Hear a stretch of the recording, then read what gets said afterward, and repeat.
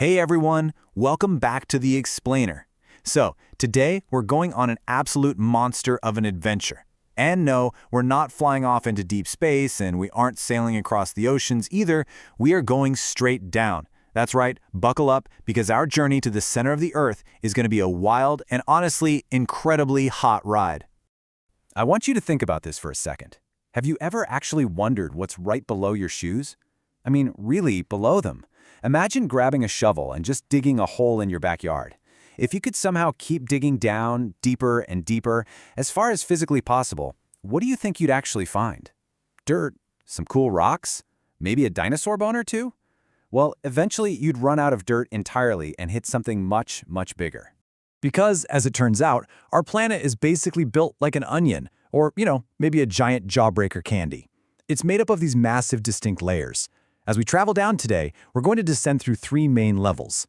We've got the rocky crust on the very outside, the thick mantle right in the middle, and then the unbelievably hot core sitting right at the very center. Section 1. Our home. The crust. So the crust is this thin outer shell where all of us live. And when you compare it to the rest of the planet, it's actually super thin, kind of like the skin on an apple. But get this, not all crust is created equal. We actually have two completely different types.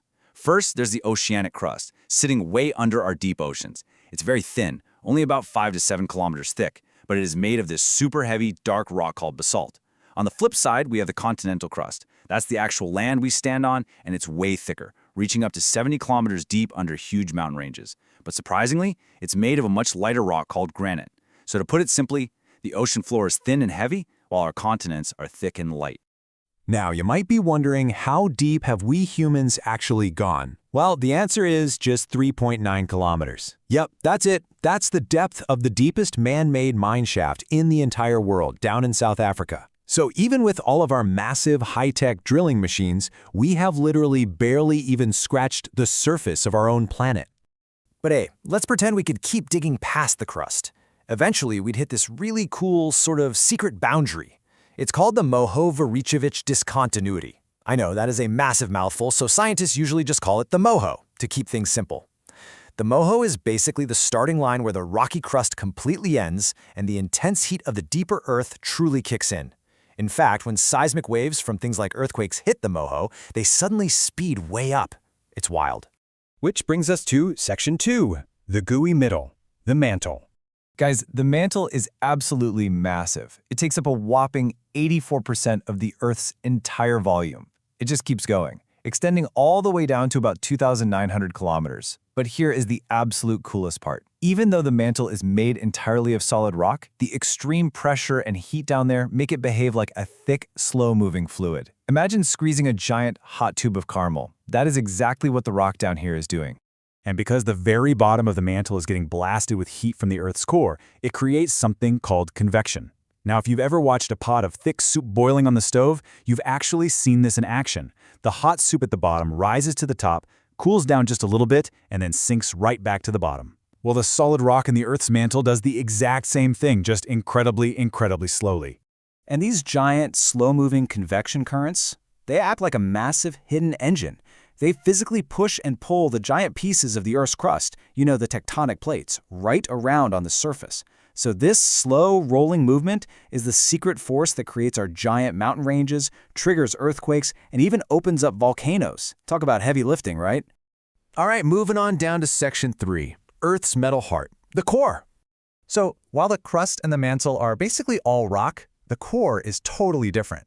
You see, billions of years ago, when the Earth was just forming and was essentially a giant ball of melted space stuff, all the really heavy materials sank straight to the center. Because of that, the core is basically a giant, heavy metal sphere. We're talking mostly iron and nickel, mixed with just a tiny bit of some trace lighter metals. But what about the temperature down there? Well, get ready for this.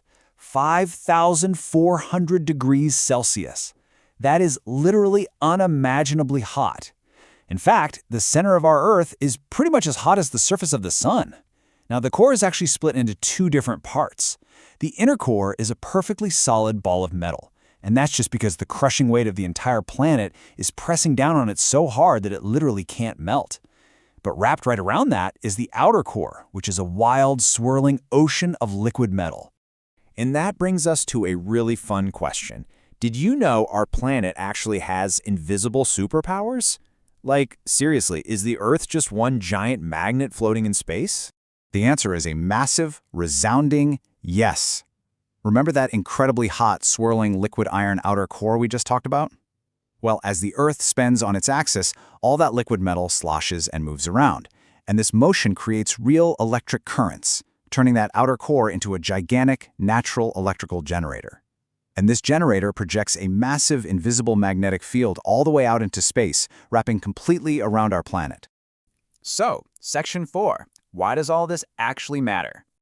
Really, why should we care about what's thousands of kilometers beneath our feet? Well, mostly because it keeps us alive. That giant magnetic field created by the core, it acts as a literal invisible shield protecting the Earth from really harmful solar particles blasting out of the sun. If we didn't have it, our entire atmosphere could just be blown away into space. And what about that slow-moving caramel mantle? It constantly recycles our rocks, gives us our deep oceans, and creates the very continents we live and play on. The inside of the Earth quite literally shapes the outside.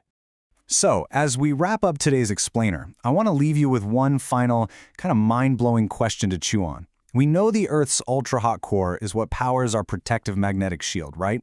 But what if, billions of years from now, the Earth's core finally cooled down completely and became a solid chunk of metal? What would actually happen to our invisible shield? And what would that mean for the future of everything living on the surface? It's pretty crazy to think about. Keep exploring, keep asking big questions, and I'll catch you on the next explainer.